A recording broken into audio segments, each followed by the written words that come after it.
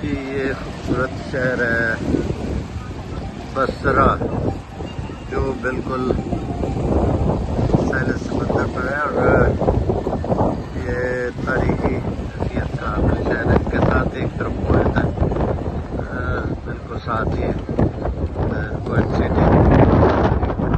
और ये हमेशा से जितनी भी जगह हुई है ये टारगेट रहा है अभी तक।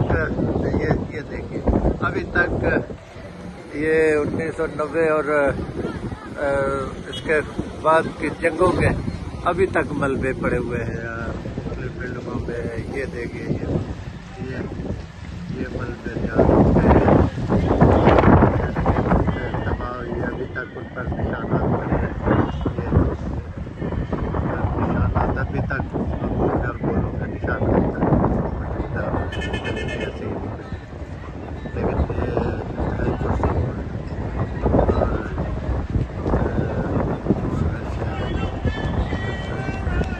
बेशक ये ज़्यादा डेवलप नहीं है, बड़ी बड़ी बिल्डिंगें नहीं है, लेकिन पुरसकून सा शहर।